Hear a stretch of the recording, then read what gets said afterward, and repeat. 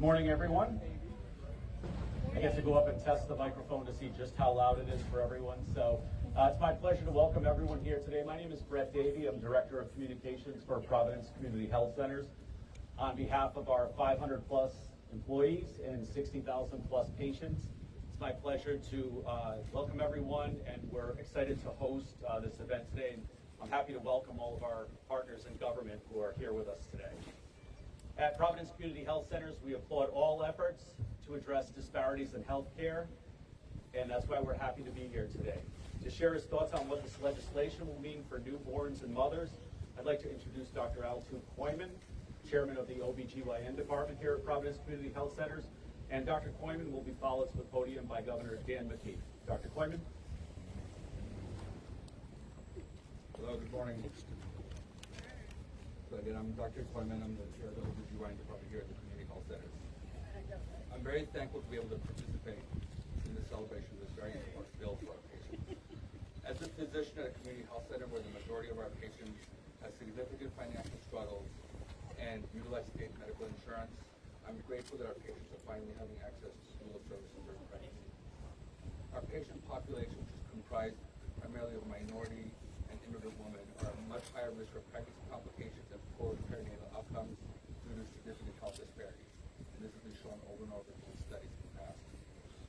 Doulas are special because they are the only caretakers who are focused on the non-medical aspects of pregnancy and labor.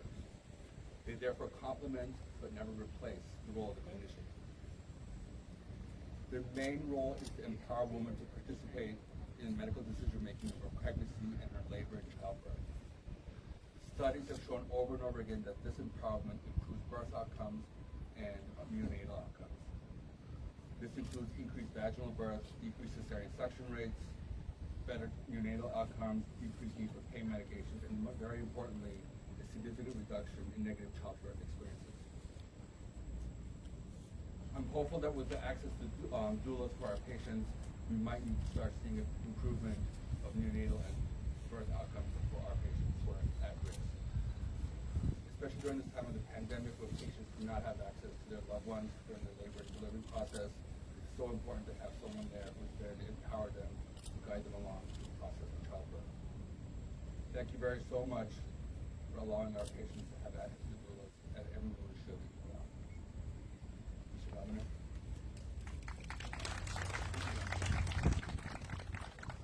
Thank you, Doctor, and thank you to the Providence Community Health Center for hosting us this morning. It's fitting that we're here at this location to sign this bill during National Health Center Week, a time to recognize the profound impact of local health centers and communities they serve, in particular over the last 18 months or so. So, Doctor, thank you for your leadership and all that you serve with. So today, Rhode Island is taking an important step forward for women's health, and particularly for the health of women of color. With this bill becoming law, Rhode Island will require insurance coverage for doula services, making them more accessible to women and families across the state of Rhode Island. And I want to thank Speaker Siscacci again for really providing the leadership in the House and being there with us, and for his support in getting this bill over the finish line during this session. And of course, we would not be here today without the remarkable advocacy of Representative Raymond Basso, along with Senator Ana Casada. Thank you.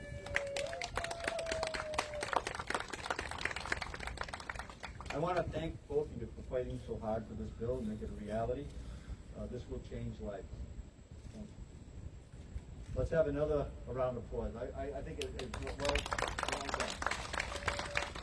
We know that achievements like this are often a team effort, so I'd like to also recognize some co-sponsors and advocates like Doulas of Rhode Island, Kids Count, who are here with us this morning, and thank you for your leadership as well. When it comes to the issue to access doula services, the data says it all. In Rhode Island, women of color are significantly more likely than white women to have a severe complication during childbirth. These are the facts, and they deserve better. And that's why we're here today. That's also why we included Medicaid coverage and the reimbursement for doula services in this year's budget. Doulas are an important resource and have demonstrated their ability to improve outcomes for mothers and babies. And what does that do for the state of Rhode Island? It makes our community stronger. It makes us, gives us a better future. And so that's why investing in our young people and the moms is so important. Again, thank you to everyone who helped make this happen. And as governor, I'm very proud to sign this bill into law. And now I'd like to invite up Speaker Sakashi to say a few words and thank him again for his leadership.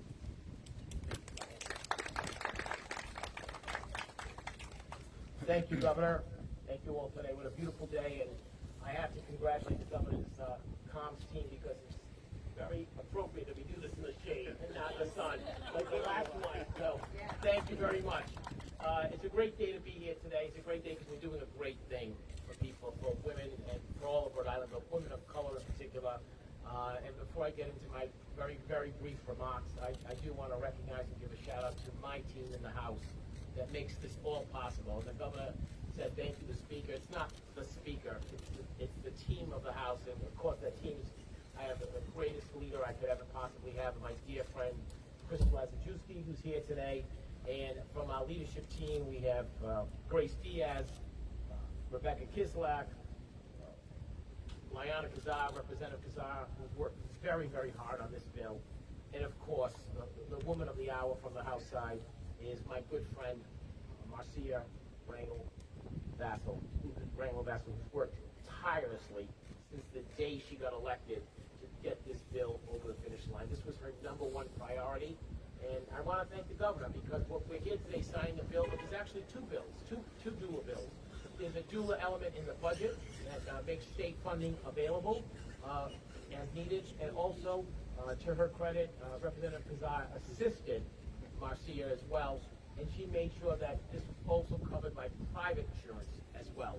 So it's not easy dealing with Blue Cross and United Health, and you need people who have that expertise and are willing to volunteer the time. And Liana, thank you. Thank you for doing that for Marcia. Thank you for doing that for me and the House. Thank you for doing it all. But this is about, today, it's about the statistics that I'm going to quote you that are very troubling. And this is why it's so important for Marcia and for myself and for everybody in the House. And I also want to recognize, obviously, Senator Ana Casada, who carried her share of the Senate, and we appreciate that, Senator, as well. So thank you. In Rhode Island, black women are 83% more likely to experience a severe complication at birth compared to white women. Hispanic and Latino women are 34% more likely to experience a severe complication on or after birth compared to white women. Nationally, black infants are more than twice as likely to die than white infants. This is unacceptable.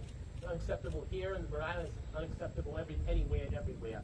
It's only with the institution today of these two initiatives, one in the budget and one as a standalone bill, that we address this issue. This is a long-standing issue. This has not been an easy issue because it's complicated when you're dealing with private insurance and also state Medicare program. And I really want to thank Marcia, who made this her priority, but never gave up. And the most important thing about her advocacy is she did it so tenaciously, so respectful, so dedicated to work. When there was an obstacle in the way, she didn't stop. She went around it, she went over it, she found out what the problem was, and she solved it, and she moved down the road to the path to victory. So Marcia, as much as, yes, thank you, this is about this day. This is about your effort to do something good to the community. Thank you very much. I'm proud to serve with you, and I'm even more proud to call you my friend. Thank you. And with that, I would like to call Representative Marcia Rangel-Vassell, the House sponsor of this great legislation.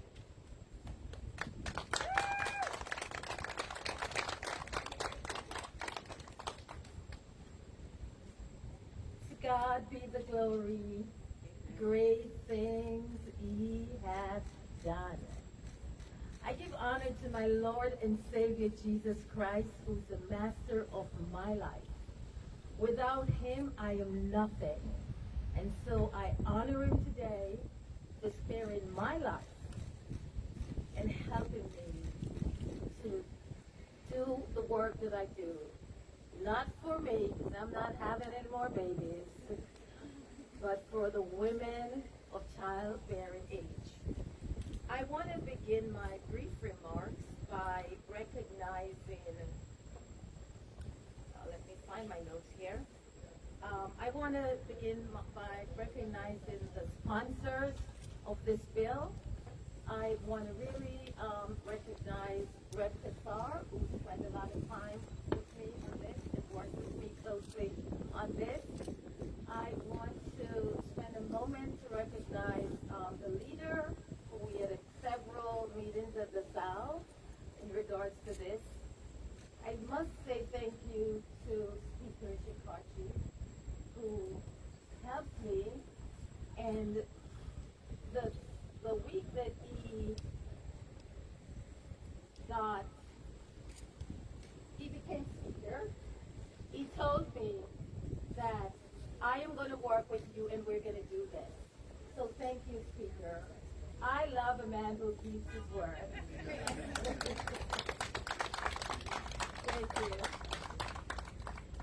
And to the governor, thank you so much, Governor, for doing what you do and for all the effort that you put into this. Because you actually had a choice. You could have vetoed this bill, but you knew how important it is. So thank you so much. Thank you. And to Senator Quezada, thank you so much. I remember meeting Senator Quezada in the South, that's my office, and saying to her, join me and let's work on this bill together.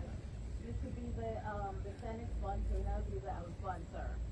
But this also belongs to the doulas of Rhode Island,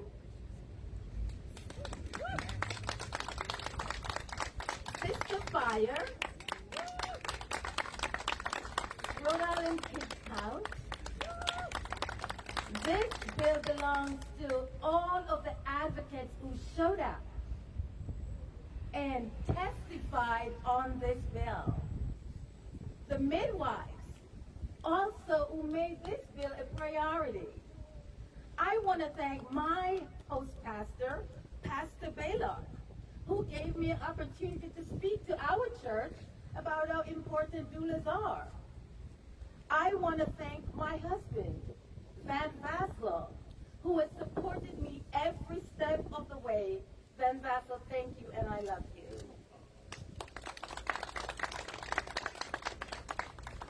My brother Desmond is here, my sister Lisa is here, and my big brother Lloyd is here.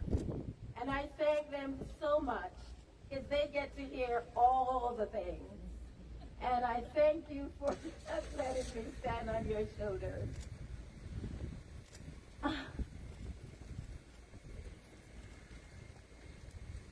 This bill is for my friend Jennifer, who died in childbirth, giving birth to twins. This bill is for, as I worked on this bill, I remembered my mom's friend back in Jamaica. I was about 9 years old, and I remember her passing away after giving birth to a baby, and the baby died also. This bill is for LaShandra, who passed away about 3 years ago. This bill honors the ancestors who I get to stand on their shoulders. This bill belongs to every single woman who we do not know their name. This important law today recognizes all the women who we do not know their names, but who died because they did not have access to a doula who could provide compassionate, culturally competent, skilled care.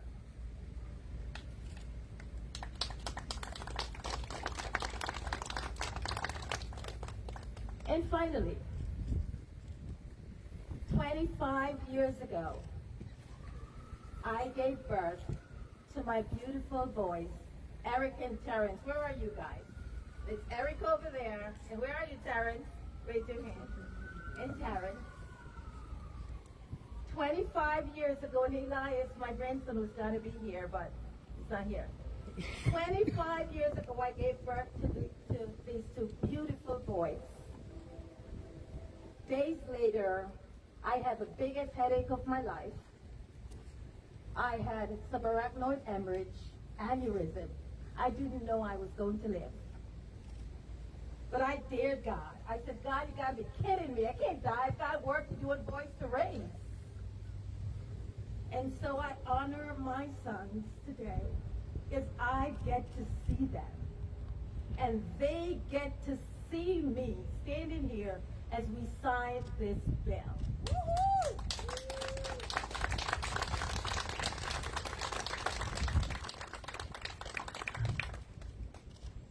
Thank you so much, everybody who stood with me. And with that, I will continue this fight for reproductive justice. This is what this bill is about. Economic justice and racial justice. Because black women and poor women, indigenous women should not die, not under our watch, when we could do something. Thank you.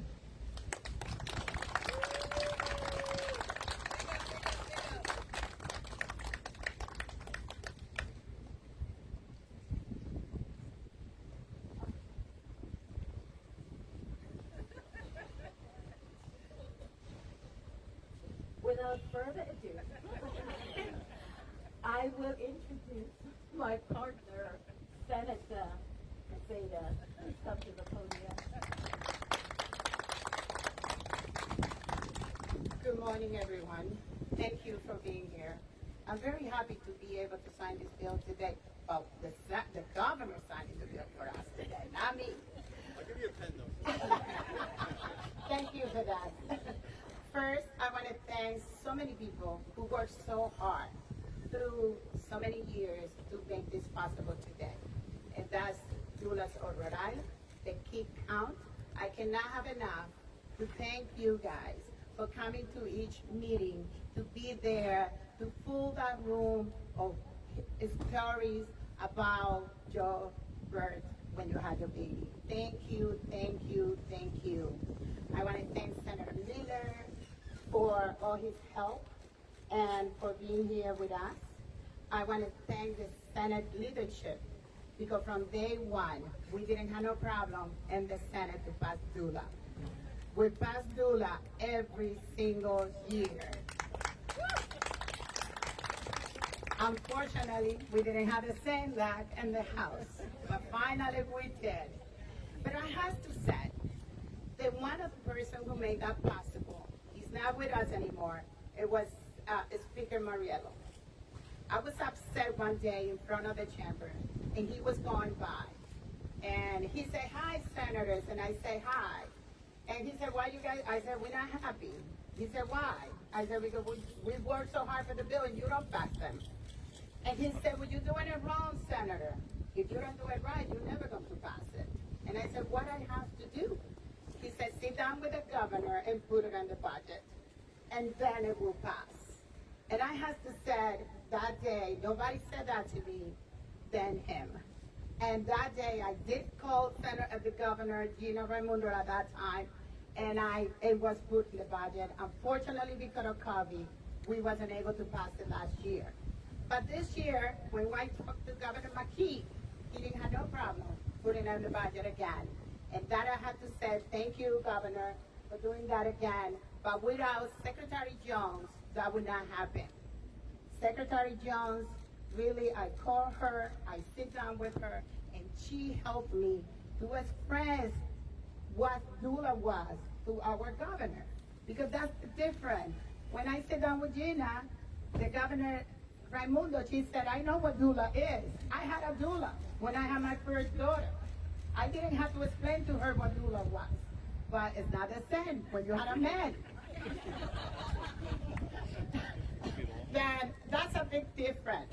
When you have a woman at some time and something because we have babies and we know what we go through. We have many doulas in life. And I said that because I come from a country that you have many doulas in your life. Your grandparents, your parents, your uncles, your sisters, your friends. Unfortunately, in this country, you don't have that support. Because many times you come alone. And that's when women need more support than ever. When you have a baby, when you're pregnant, your whole body changes. And with all of women know that. Then that's why doula really work as such an important of this legislation. To be there, to answer questions, to support those women if they need it, that they need most. And to be there after you have that baby. Because many times you don't know what to do, especially when you have your first baby. And they're there with you, they guide you, they ask, they support you. They go to the doctor with you. They ask questions for you. Because sometimes you don't know what question to ask. And as a woman of color who came to this country, who didn't even speak, well, still don't speak the language that well, but at that time I speak it less. It was hard when I had my first daughter. I was 22 years old. And for me at that time, I had doula in my life because my mom was there, my father was there, and the father of my daughter was with me. But it's not the same. Then I want to really thank each doula advocate who advocated so hard with us. I want to thank Representative Kesar for your hard work. Representative Kesar, you work as hard as anybody else in this building. Meeting every week with all the doulas advocates, listen to them, putting together meetings. You really, thank you, Senator Kesar, for your hard work, for helping us putting this together. And what I can say about my friend, Representative Bezo, she worked, and like she said, we met many times to be able to put this bill together, a la cell. And we knew this was the year. Thank you, Speaker, for giving us the opportunity. The Senate President, I cannot thank him enough because he really, from day one, he understood how important this bill was for women of color, for women, no matter where you're coming from or what your background is. This is important for all of us. Thank you from the bottom of my heart. And thank you for each one of you. Thank you. I see our representative, my representative, Representative Grace, who is here with us. But thank you. And with that, I said, Governor, thank you for signing this bill today. Without you, it would not be possible. Thank you.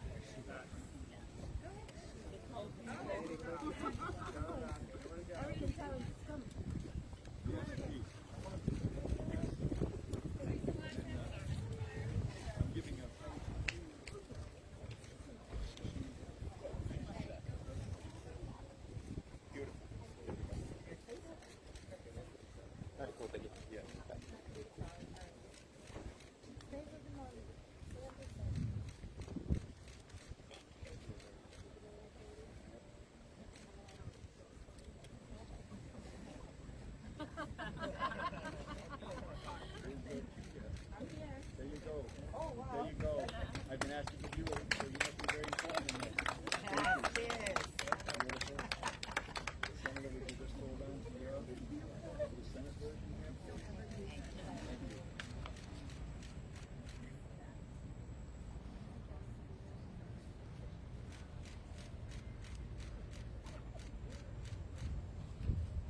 Congratulations. Thank you for your inspiring words.